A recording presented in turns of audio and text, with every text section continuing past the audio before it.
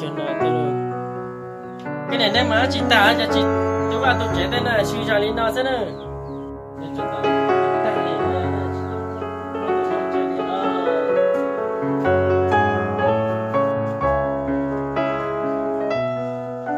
cái này chả quên chắc chả thế chị tôi bảo tôi chế chị thông này lên tay vấn đề đấy nào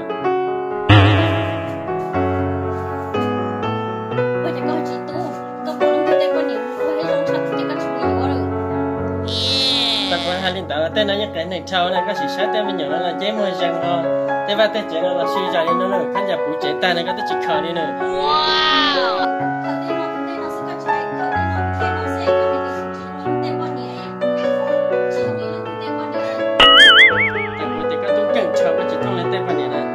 tên và tên chế này tên chỉ tôi suy ra đi nó sẽ là của hai chữ chặt tao đấy mà chặt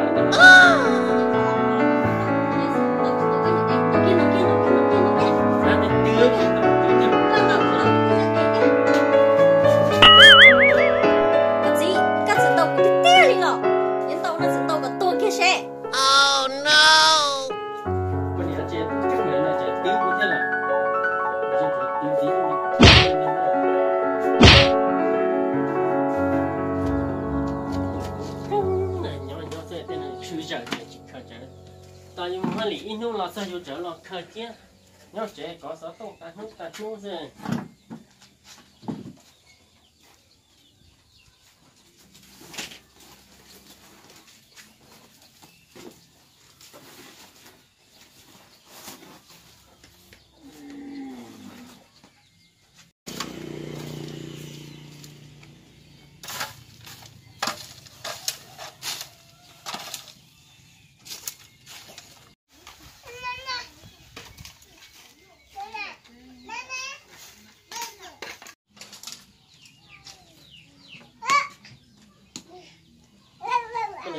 tôi căng rồi này tên này chỉ说到管理的那不能用发车单车呢就是，然后拿到管理的那嘿喏，正个管理太紧要，都căng rồi nó nữa.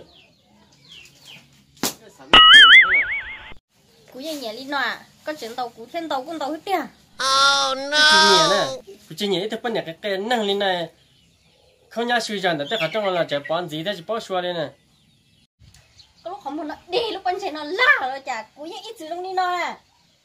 Ôi chả có nhiều hú có chỉ một yếu tên năng nó cỡ đâu tơ cỡ tía cái play nhà tì là có tôi yếu quá chi rồi. Thế này có tên nhục phản thiết theo play nó bé sẽ có thể chỉ là cái ngày kinh nghiệm tôi bỏ cái tên này cái tên này giờ tới một lúc nay kinh nghiệm giải các trường hợp mình cho đơn đã chắc chắc bỏ tên nó hết rồi. Có tên chế thì không bỏ được có chế rồi mà. Cái cái tiếng là tôi bản thân là tôi chơi chắc trường hợp mình bỏ đã tận tông hết cũng không phá đúng rồi. Bọn nhà chị mình chẳng cho tầm nó này. Hắn cũng có là tận no số.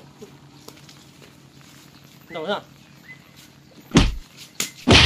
Con tao tí tiền đi.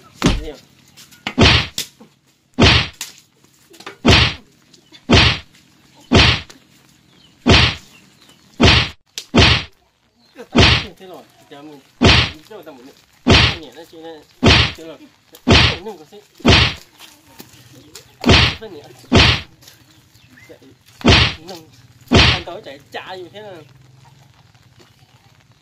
Chỉ cho mình học bữa có bữa cái đồ nữa.